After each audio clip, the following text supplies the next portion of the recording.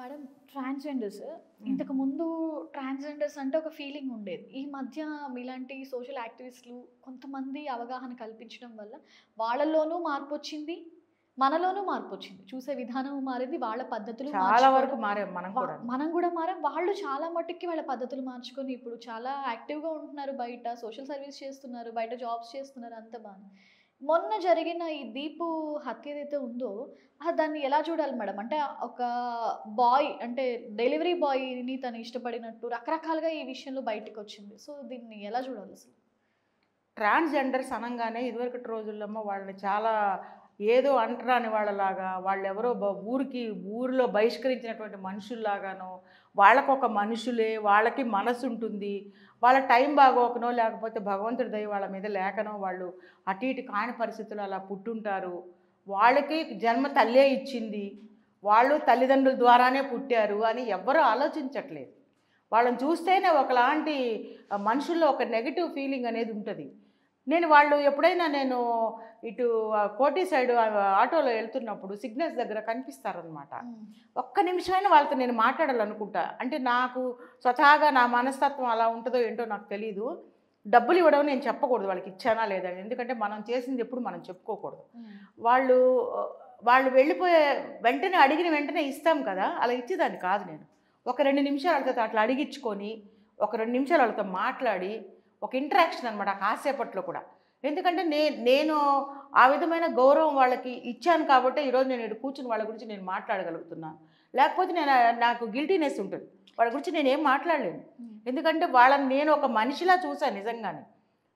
ఏ occasion అయినా కూడా ఇంటికి వచ్చేసేవాళ్ళు 10 మంది. నాకేంటో వాళ్ళని చూస్తే కొంచెం వాళ్ళ జోషు, వాళ్ళ సంతోషము, పైగా వాళ్ళు బ్లెస్సింగ్స్ ఇస్తే మంచిదంట. అది ఇక్కడైతే నన్ను బ్లెస్ చేసేవాళ్ళు. ప్రతిరోజు నేను ఆటోలో వెళ్ళేటప్పుడు ఒక్కళ్ళిద్దరన్నా నాకు తగిలేవాళ్ళు. మామూలుగా అయితే ఇటు వచ్చేస్తారు. ఇంకా నేను రెగ్యులర్గా ఆ దారిలో వెళ్తున్నాను అని తెలిసినప్పుడు నా ఆటో అక్కడ అనుకోకుండా సిగ్నల్ పడింది అంటే కనీసం ఇద్దరన్నా వచ్చేవాళ్ళు. ఒక్క నిమిషం వాళ్ళతో మాట్లాడేదాన్ని. మాట్లాడితే వాళ్ళు ఒక యాక్టింగ్ లాగా, అంటే అదొక ప్రొఫెషన్ కదా అడగడం అనేది. అదే వేలో కాకుండా వాళ్ళలో మామూలుగా మాట్లాడేవాళ్ళు అనమాట. తప్పదమ్మా మాకు ఇట్లా అడుకోవడం తప్పదు, మాకు కష్టంగానే ఉంటుంది, ఇలా చెప్పుకోవచ్చు. మీరు ఎందుకు చదువుకోకూడదు. అప్పుడు నాకు వాళ్ళ మీద అప్పటి నుంచే నాకు ఒక రకమైన బాండ్. దాదాపు 15 ఏళ్ల క్రితం సంగతి చెప్తున్నాను. ఎప్పుడు ఈ మధ్యకాలంలో నేను అటు వెళ్ళలేదు కాబట్టి నాకు తటస్థపడలేదు. సో వాళ్ళకు కూడా ఈ సమాజంలో ఇప్పుడు గౌరవం ఒకటి ఉంది. వాళ్ళు చదువుకుంటున్నారు, వాళ్ళు పెద్ద పెద్ద ఉద్యోగాలు చేస్తున్నారు. మన గవర్నమెంట్ లో కూడా మంచి మంచి పొజిషన్స్ ఇప్పుడు ఈ ట్రాఫిక్ లో కూడా కనిపిస్తున్నారు. మీకు ఒక అమ్మాయి మీకు తెలిసే ఉంటది, బిగ్ బాస్ లో వచ్చింది, ప్రియాంక సింగ్ అనుకుంటా. ఎంత అందంగా ఉంటది ఆ పాప, చాలా చక్కగా ఉంటది. అసలు నిజంగా హీరోయిన్స్ ని కూడా తలదన్నేటువంటి అందం ఆమెది. చూడండి వాళ్ళందరూ ఎంత బాగా మారిపోయి ప్రాణాలని పణంగా పెట్టి ఆపరేషన్లు చేయించుకుంటున్నారు. వాళ్ళ ప్రాణాలను అడ్డం పెట్టుకొని ఉంటే ఉంటాం పోతే పోతాం అని ప్రాణాలకు తెగించి ఇప్పుడు ఈ దీపక్ అనేటువంటి అబ్బాయి రేఖలాగా మారడానికి ఆపరేషన్ చేయించుకొని ఆ తర్వాత ఈ బన్నీ అనేటువంటి ఒక డెలివరీ బాయ్ ఆ అబ్బాయిని ప్రేమించి 3 సంవత్సరాల నుంచి ఇద్దరు సహజీవనం చేస్తున్నారు. కానీ స్టార్టింగ్లో ఈ హత్య జరిగినప్పుడు ఆ అమ్మాయిని ముక్కలుగా చంపేసి కాళ్ళు చేతులు విడివిడిగా పడేశారని తెలిసినప్పుడు ఫస్ట్ బన్నీ అని అందరికీ కాన్సన్ట్రేషన్ అంతా బన్నీ మీద పోయింది. ఇష్టపడ్డారు కాబట్టి ఇష్టపడ్డాడు కాదు, ఇద్దరు సహజీవనం చేస్తున్న సందర్భంగా ఆ అబ్బాయే ఈమెను చంపుకుంటాడు డబ్బు కోసం అనేటువంటి ఆలోచన ఉండేది.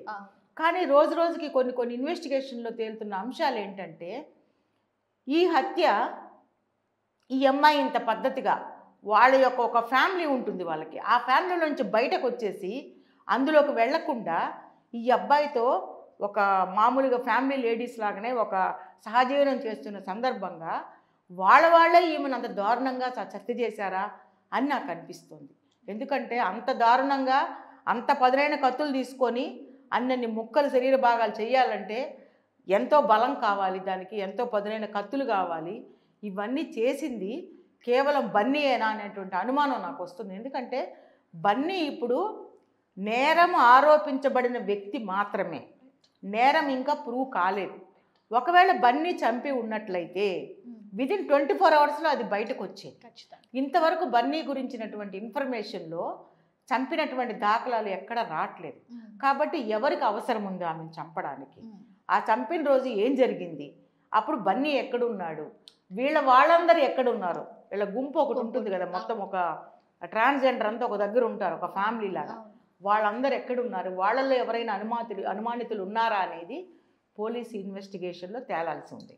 సో కానీ ఇప్పుడు అట్లీస్ట్ అమ్మాయిల సంగతి పక్కన పెట్టండి మేడం. ఇప్పుడు ఒక అబ్బాయికి సెక్యూరిటీ లేదు మన సొసైటీలో, అమ్మాయికి సెక్యూరిటీ లేదు.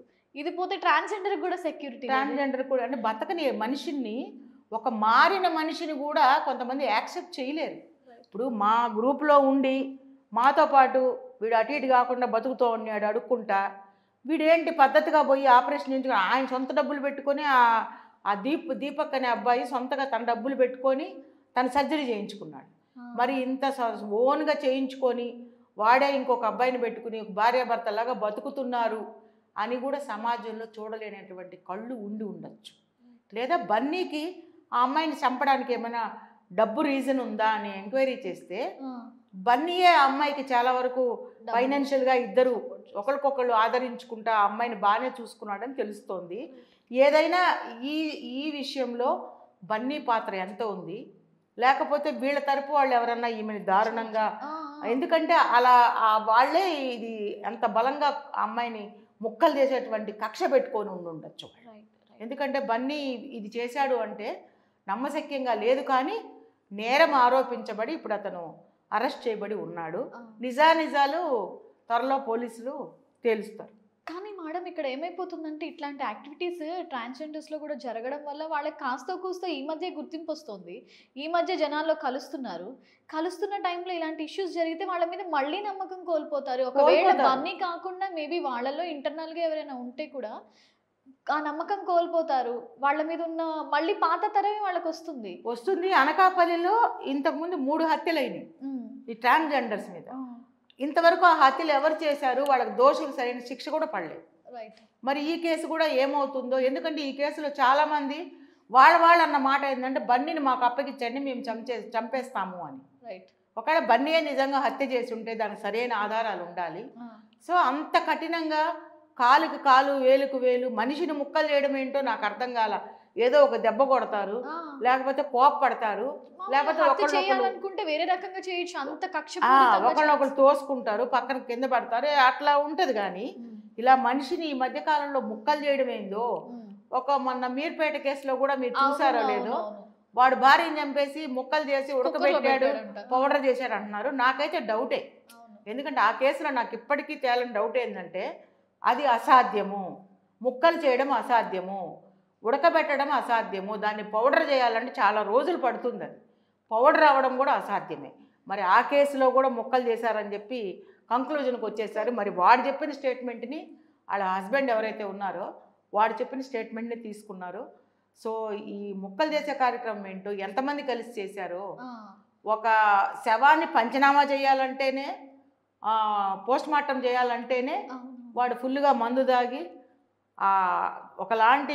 ఒక స్టేజ్లో ఏదో ఒక స్టేజ్కి వెళ్ళిపోయి ఒక అబ్నార్మల్ స్టేజ్లో ఉండి ఒక మనిషిని పోస్ట్ మార్టం చేస్తారు. అలాంటిది ఒక మామూలు మనిషి ఎంత మందులు తీసుకున్నా, ఎంత డ్రగ్స్ తీసుకున్నా కూడా ఒక ఆడపిల్లను అలా ముక్కలు చేసి అంత కక్ష ఎలా పెట్టుకున్నారో అది మాత్రం ఖచ్చితంగా తేలాలి. ఎందుకంటే తేలకపోతే అటు ట్రాన్స్జెండర్స్ మళ్ళీ తిరగబడతారు, ఇటు పబ్లిక్లో కూడా వాళ్ళకున్నటువంటి వాల్యూ. అరెస్ట్ అయ్యి అబ్బాయి దబుక్కున్న బెయిల్ మీద వచ్చినా లేకపోతే ఏ రకంగా వచ్చినా అబ్బాయి సెక్యూరిటీ అయితే ఉండదు. ఆ అబ్బాయికి సెక్యూరిటీ ఉండదు. ఇప్పుడు పోలీసుల మధ్య ఉన్నాడు కాబట్టి సేఫ్. ఆ అబ్బాయి ఏమాత్రం బయటకు వచ్చాడంటే మాత్రం వీళ్ళు మరి తప్పెవరు చేసినారో తెలియదు, కానీ వీళ్ళు మాత్రం వాడిని చంపేస్తారు. సో కరెక్ట్గా ఈ ట్రాన్స్జెండర్ విషయంలో ఎవరు చంపారు రేఖన్ అనేది తేలాల్సి ఉంది. ఖచ్చితంగా దాని మీద అప్పుడే సరైన రిపోర్ట్ తీసుకురావాల్సి ఉంది. సరి అయినటువంటి దోషికి మాత్రమే ఈ యొక్క హత్యలో శిక్ష పడాలని నేను కోరుకుంటున్నాను. నిజం మేడం, ఎందుకంటే ఇప్పుడు అది ఒకవేళ తను చేసినా చెయ్యకపోయినా వాళ్ళల్లో చేసినా కూడా విషయం తెలిస్తేనే కదా, లేకపోతే మళ్ళీ కక్షపూరిత ధోరణి ఇంకాస్త పెరిగే అవకాశం ఉంది. Right, thank you so much madam. Thank you Sravya.